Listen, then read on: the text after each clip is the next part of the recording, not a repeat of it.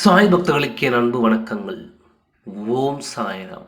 என் அன்பு குழந்தையே, உன் துணையை பற்றிய ஒரு செய்தியை நான் இப்பொழுது கூற வேண்டும். இதை கேட்கும்போது உனக்கு கோபங்கள் வரலாம், ஆனால் இதை நீ கேட்டுத்தான் தீர வேண்டும். இத்தனை காலங்களுக்கு பிறகு உன் துணைக்கு உன்னோடு சேர்ந்து வாழ வேண்டும் என்ற எண்ணம் எப்படி தோன்றி இருக்கிறது தெரியுமா? உன் துணையின் நிலையை பற்றி இப்பொழுது தெரிந்து கொள். இத்தனை காலம் உன்னை பிரிந்து வந்த பிறகு கட்டுப்பாடுகள் இல்லாமல் யாரும் எதுவும் சொல்லக்கூடாது என்று விதிகளை போட்டுக்கொண்டு தன் இஷ்டப்படி வாழ்ந்து வந்த உன் துணை இப்பொழுது தன் மனம் மாறி வருகிறார். பட வேண்டிய பாடுகளை பட்ட பிறகு, கற்றுக்கொள்ள வேண்டிய வாழ்க்கை பாடத்தை கற்ற பிறகு இப்பொழுதுதான் மனிதராக திருந்திக் கொண்டிருக்கிறார். இந்த நிலையில் உன்னோடு மீண்டும் சேர்ந்து வாழும் என்ற எண்ணம் அதிகமாகிக் கொண்டே வருகிறது. நாளுக்கு நாள் தினம்தோறும் உன்னை பற்றி தெரிந்து கொள்ள வேண்டும் என்ற எண்ணமும் அதிகரித்து கொண்டே வருகிறது. காலமும் நாட்களும் கடந்து வந்தாலும் இப்பொழுதாவது உன் துணைக்கு உன் நினைவு வந்ததே என்று நீ இப்பொழுது பெருமூச்சு விடுவது என்று எனக்கு தெரிகிறது.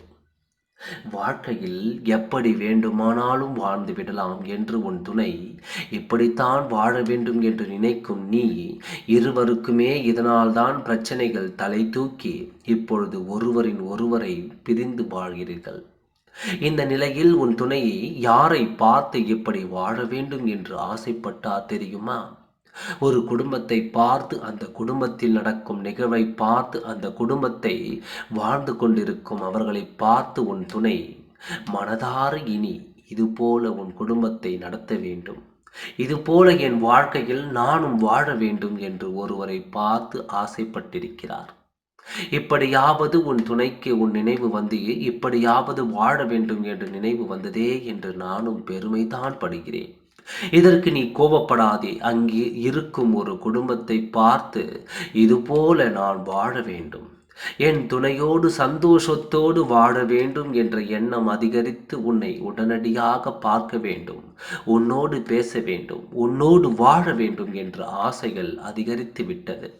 இதற்கு காரணம் அந்த கணவன் மனைவியாக இருக்கும் உறவுதான் காரணம். அவர்களுக்கு நீ நன்றி சொல்லியே தீர வேண்டும். உன் துணையின் மனதை மாற்ற இது ஒரு காரணமாக இருந்துவிட்டது.